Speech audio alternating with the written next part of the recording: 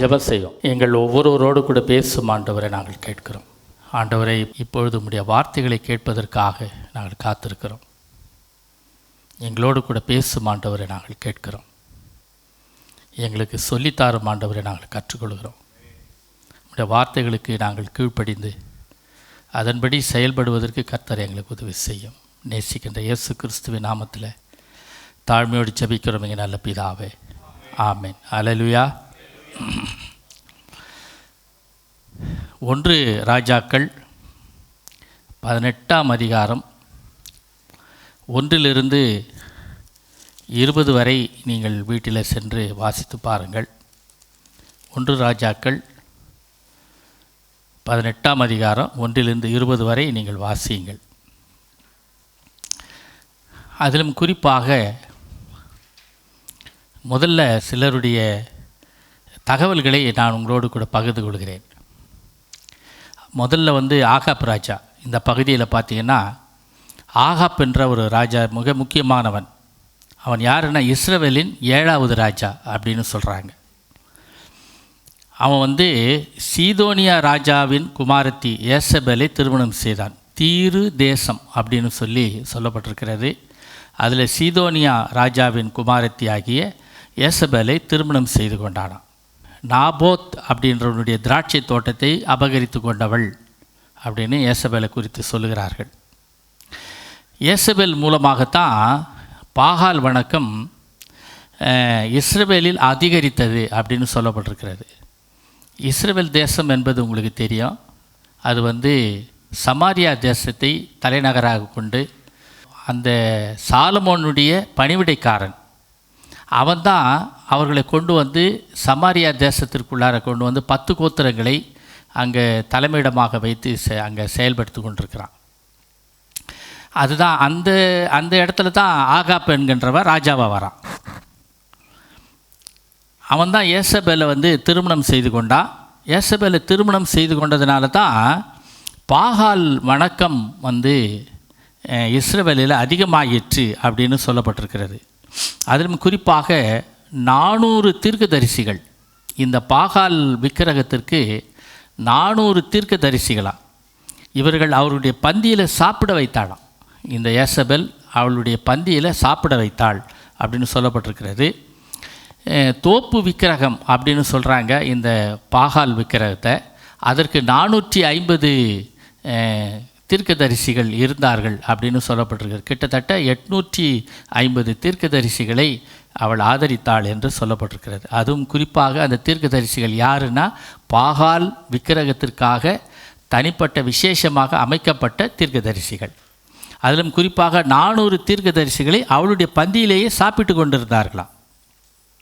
அதிலும் குறிப்பாக யெகோவா தீர்க்கதரிசிகளை துன்புறுத்தினாள் அப்படின்னு சொல்லப்பட்டிருக்கிறது. இந்த ஏசபேல் யெகோவாவுடைய அல்லது ஆண்டவருடைய தீர்க்கதரிசிகளை துன்புறுத்தினாள் அப்படின்னு சொல்லப்பட்டிருக்கிறது.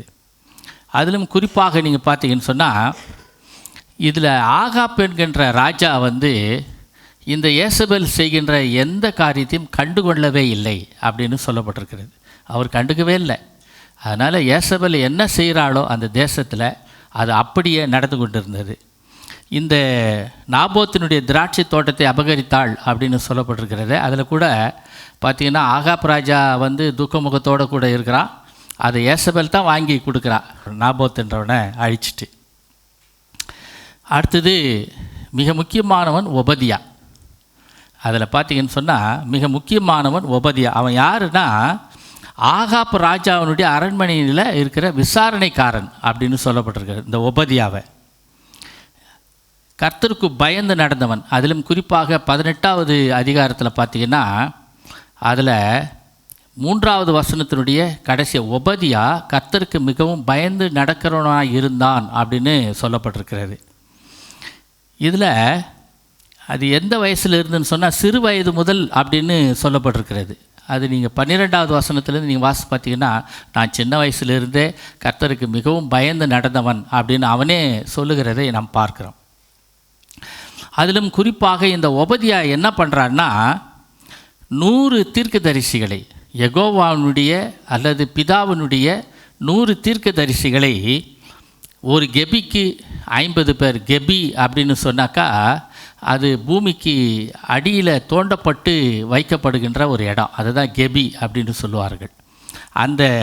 அதில் வந்து 50 பேர், ஒரு கெபிக்கு 50 பேர் வீதம் 2 கெபிகளில் அந்த தீர்க்கதரிசிகளை ஒளித்து வைத்து மறைத்து வைத்து அவர்களுக்கு உணவு கொடுத்து கொண்டிருந்தான் இந்த ஒபதியா அப்படின்னு சொல்லப்பட்டிருக்கிறது. இந்த ஒபதியா யார் அப்படின்னு கேட்டிங்கன்னா, அதுக்கு நான் முன்னாலேயே உங்களுக்கு சொன்னேன், அரண்மனை விசாரிப்புக்காரன். ஏசபேலுக்கு பயந்தவன் தான், அதனால தான் ஒளித்து வைத்து அவர்களுக்கு சாப்பாடு கொடுத்து கொண்டிருக்கிறான். அதற்கு அப்பமும் திராட்சை ரசமும் தண்ணீரும் கொடுத்தவன் அப்படின்னு சொல்லப்பட்டிருக்கிறது.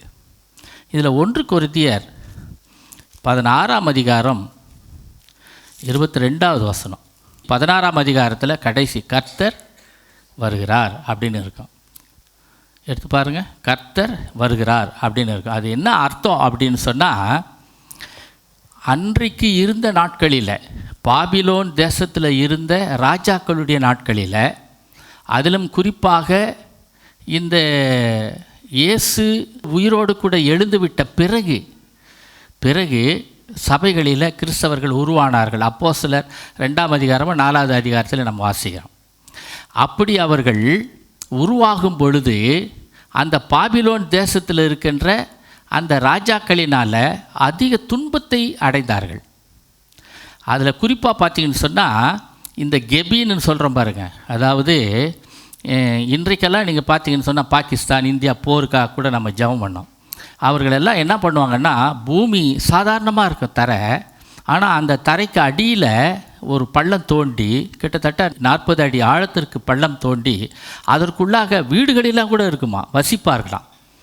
அந்த பகுதிகளில் வசிக்கின்ற பகுதிகளில் தான் கிறிஸ்தவர்கள் இருந்தார்கள் அப்படின்னு சொல்லப்பட்டிருக்கிறது. தங்களை ஒழித்து கொண்டார்கள் அப்படின்னு சொல்லப்பட்டிருக்கிறது. ஏன்னா அந்த ராஜாக்கள் என்ன பண்ணாங்கன்னா, கிறிஸ்தவர்களை அழிப்பதே அவர்களுடைய முக்கியமான நோக்கமாக இருந்தது. அதனால் அவர்கள் அந்த ஒரு பகுதியில் சாதாரணமாக இருக்க தரை, ஆனால் அந்த தரைக்கு அடியில் அவர் ஒரு பள்ளத்தை பெரிய 40 அடி ஆழத்தில் பள்ளம் தோண்டி வீடுகளெல்லாம் கட்டி அந்த இடத்துல இருந்தார்கள். அதில் குறிப்பாக நீங்கள் பார்த்தீங்கன்னு சொன்னால், அவைகள் கண்டுபிடிக்கப்பட்டு அந்த ராஜாக்களினால் அழிக்கப்பட்ட அநேக கிறிஸ்தவர்கள் இருந்தார்கள் அந்த சமயத்தில். அதனால் அந்த சமயத்தில் தான் என்ன சொல்லுவாங்கன்னா, வெளியில் நடமாடுவார்கள். கிறிஸ்தவர்கள் வாழும் பொழுது அந்த பகுதிகளுக்குள்ளாக, அந்த தரைக்குள்ளாக ஆழத்தில் அவர்கள் போயிட்டு வாழ்வார்கள். ஆனால் கடைத்தெருவுக்கு மற்ற இடங்களுக்கு வரணும்னு சொன்னால் வெளியில் தான் அவர்கள் வந்தாகணும். அவர்கள் வெளியில் வரும் பொழுது கிறிஸ்தவர்கள் என்ன பார்த்தாங்கன்னா, ஒருத்தரை பார்க்கும் பொழுது மாரநாதா அப்படின்னு சொல்லிக்குவாங்களாம். அதான் கர்த்தர் வருகிறார். மாரநாதா அப்படின்னு சொன்னால் கர்த்தர் வருகிறார் அப்படின்னு அர்த்தமா. அப்படி தான் ஒருத்தர் வாழ்த்தி கொண்டார்களாம். அந்த சமயத்தில் அவர்கள் ரகசியமாக வாழ்த்தி கொண்டார்கள். அப்படி தான் சொல்லப்பட்டிருக்கிறது. மாரநாதா அப்படின்னு சொல்லிக்குவாங்க, அவ்வளோதான். கர்த்தர் வருகிறார் அப்படின்னு சொல்லி அவர்கள் சொல்லி கொண்டார்களாம். இப்போ இந்த இடத்துல நீங்கள் பார்த்தீங்கன்னு சொன்னால், நாம் அனைவரும் காணுகின்ற வண்ணமாக நம்மளை சொல்கிறேன். நான் இப்போ உபதியாக சொல்லலை, நம்ம சொல்கிறேன். ஆண்டவரை சேவிப்பது நேரடியாக சேவிப்பதா அல்லது மறைமுகமாக ரகசியமாக சேவிப்பதா, எது சிறந்தது? இதுதான் தலைப்பு. ஆண்டவரை சேவிக்கின்றது நேரடியாகவே சேவிக்கலாமா அல்லது மறைமுகமாக சேவிக்கலாமா? இது ரெண்டுத்தில் எது சிறந்தது? இதைத்தான் நான் உங்களோடு கூட பகிர்ந்து கொள்ள போகிறேன். அதுக்காக தான் இந்த ஆகாப் ராஜாவிலேருந்து உபதியா வரைக்கும் நான் சொல்லிக்கிட்டே வந்தேன்.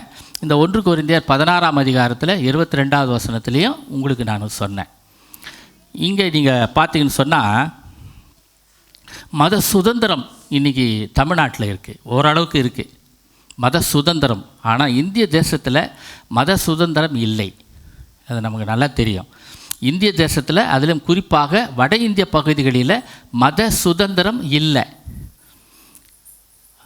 முஸ்லீம்கள் கொலை செய்கிறார்கள், அவர்களுடைய வீடுகள் இடிக்கப்படுகிறது, அதெல்லாம் வர கேள்விப்படுறோம். ஆனால் இதை விட கிறிஸ்தவர்கள் அதிக துன்புறுத்தப்படுகிறார்கள், அடிக்கப்படுகிறார்கள், கொலை செய்யப்படுகிறார்கள். இது வட இந்திய பகுதிகளில், மத்திய பிரதேசத்தில், ஒரிசாவிலெல்லாம் பயங்கரமாக நடந்து கொண்டிருக்கிறது இந்த பகுதிகளில். இது இந்திய தேசத்தில். அதையே உலக அளவில் நீங்கள் பார்த்தீங்கன்னு சொன்னால், கழுத்தை 2 வெட்டுறாங்க. வெட்டுறவங்க யாருன்னு பார்த்தா முஸ்லீம்கள் தான் வெட்டுறாங்க. கிறிஸ்தவர்களை வெட்டுறவங்க யார்? முஸ்லீம்கள் தான் வெட்டுறாங்க. இந்தியாவில் முஸ்லீம்கள் நல்லா இருக்கிறாங்க. ஆனால் அதே வெளிநாட்டில் பார்த்தீங்கன்னு சொன்னால் அந்த யூதர்களுக்கும் முஸ்லீம்களுக்கு நடக்கிற சண்டையில் கிறிஸ்தவர்கள் பாதிக்கப்படுகிறார்கள். அதுதான் ரொம்ப முக்கியமான ஒரு செய்தியை நாம் புரிந்து கொள்ள வேண்டும். கிறிஸ்தவர்கள் பாதிக்கப்படுகிறார்கள். இதில் குறிப்பாக நீங்கள் பார்த்தீங்கன்னு சொன்னால் தலை வெட்டப்பட்டு வெட்டுறது வந்து இப்போ கூட நான் சமீபத்தில் பார்த்தேன். நான் ஒரு முறை நம்ம சுதாகர் ஃப்ரான்சிஸ் அண்ணன் நினைக்கிறேன், அவர் எனக்கு அனுப்பி வச்சாருன்னு நினைக்கிறேன்.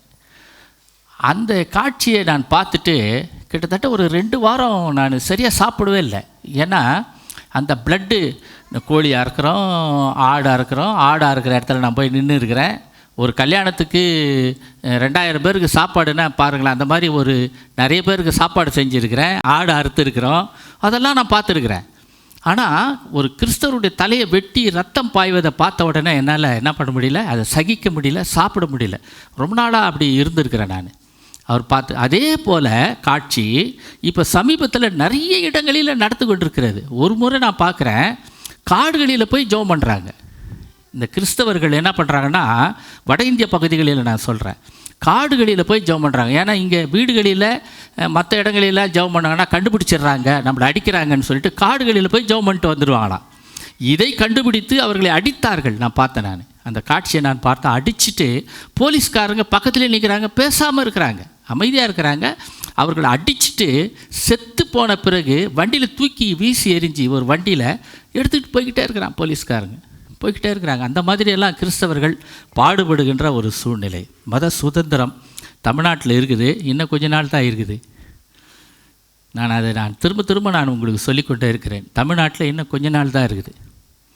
அந்த மத சுதந்திரம், அதுக்கு சுதந்திரத்துக்கு வேட்டு வைக்கிறதுக்கு இங்கே இருக்கிற ஆட்களே உதவி செய்து கொண்டிருக்கிறார்கள் என்பதை நாம் புரிந்து கொள்ள வேண்டும்.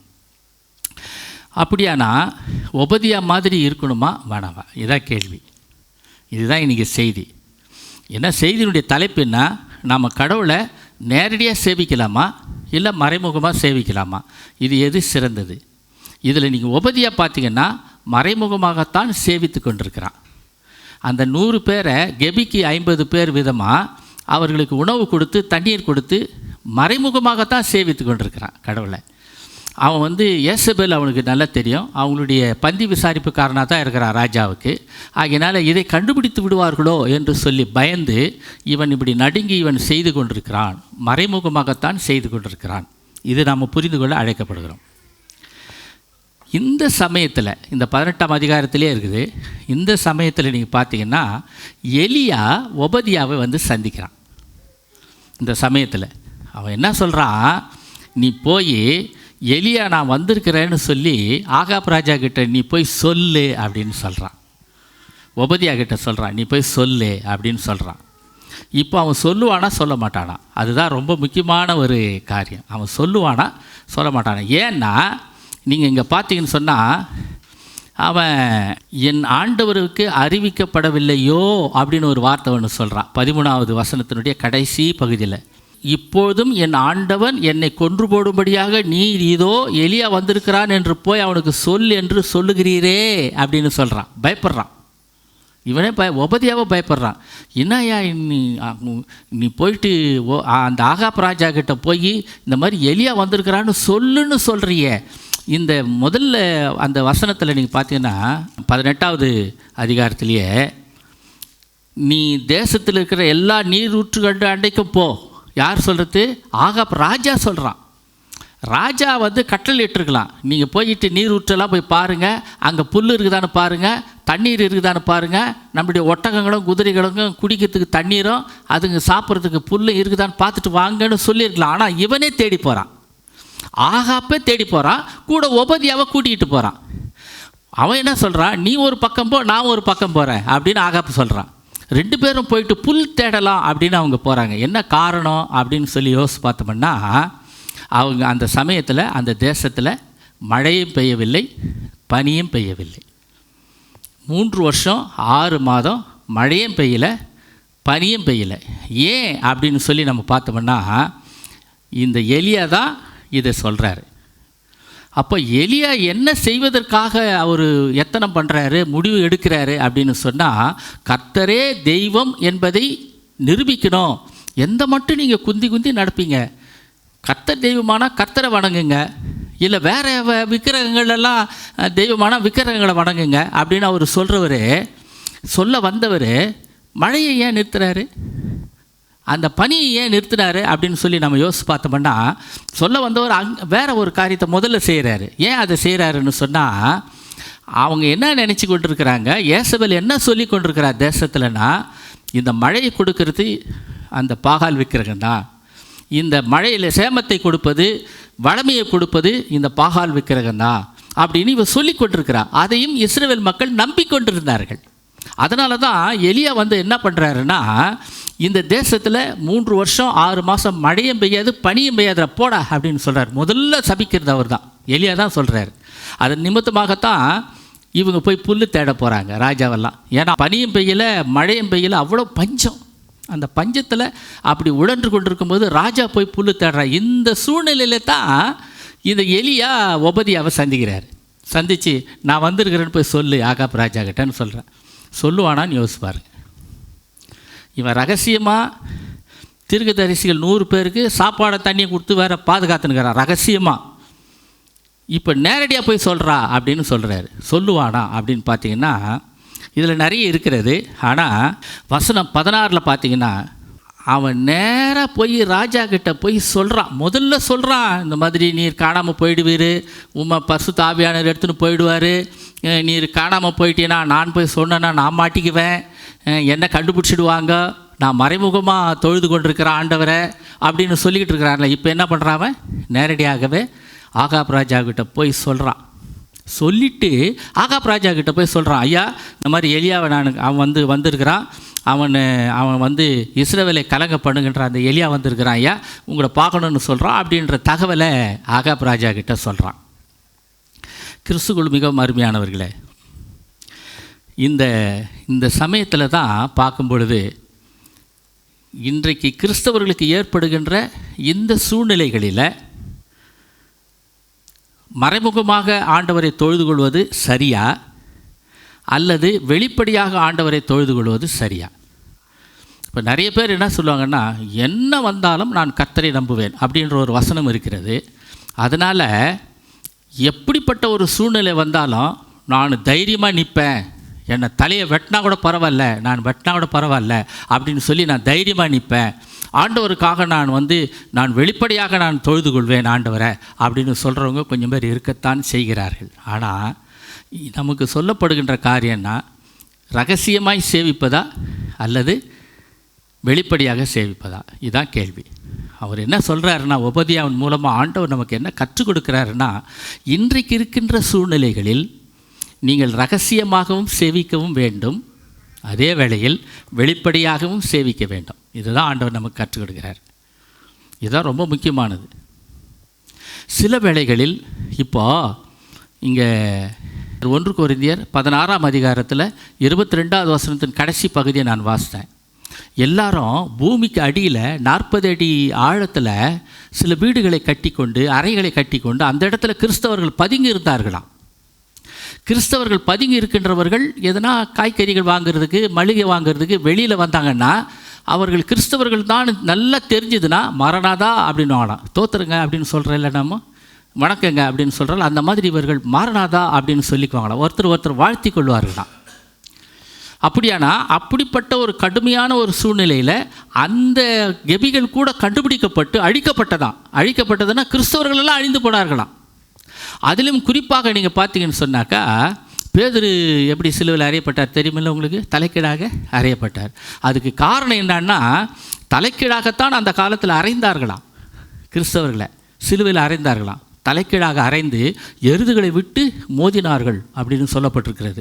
கீழே தீ மூட்டினார்கள். யாருக்கு? கிறிஸ்தவர்களுக்கு கீழே தீ மூட்டினார்கள் என்று சொல்லப்பட்டிருக்கிறது.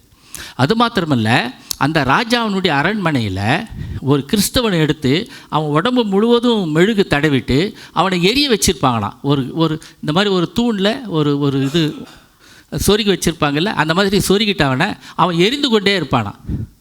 அந்த வெளிச்சத்தில் அந்த ராஜா சந்தோஷமாக இருப்பாரான். அந்த பிடிலாம் வாசித்தாங்க அப்படின்னு சொல்கிறாங்கல்ல, அந்த மாதிரி. இப்படி கிறிஸ்தவர்கள் துன்புறுக்கின்ற ஒரு சூழ்நிலை இன்றைக்கி தமிழ்நாட்டுக்கு வந்துக்கிட்டு இருக்குது.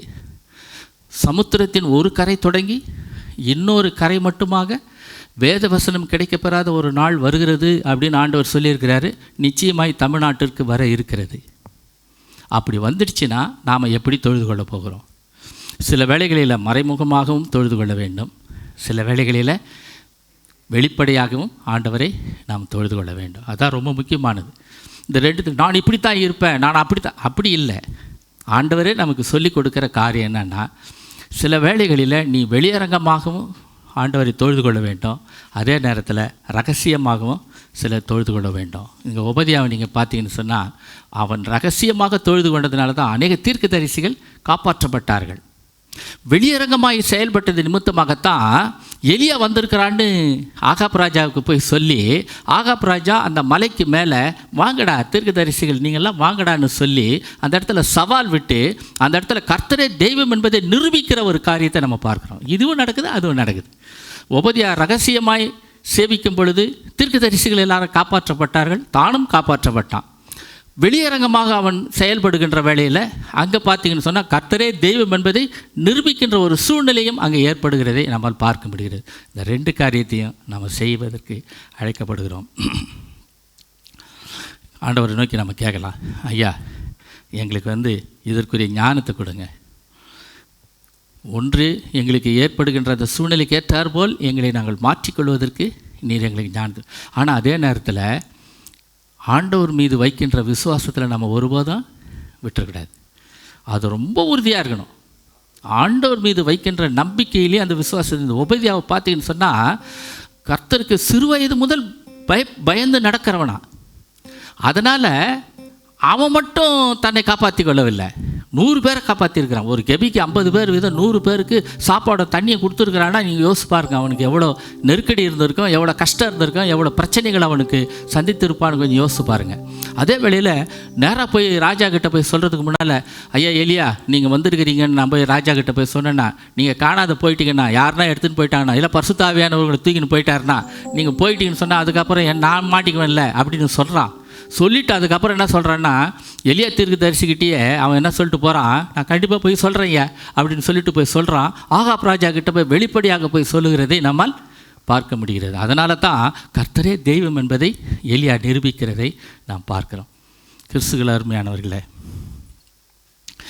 ஆண்டவர் நம் மீது வைக்கின்ற அன்பு, அதே நேரத்தில் அந்த மதிப்பு, அதில் உந்தப்பட்டவர்களாக ஆண்டவரை சேவிப்பதற்கு, வெளிப்படையாகவும் சேவிப்பதற்கு, சூழ்நிலைக்கு ஏற்றார் போல ரகசியமாகவும் சேவிப்பதற்கு ஆண்டவர் நமக்கு உதவி செய்வாராக.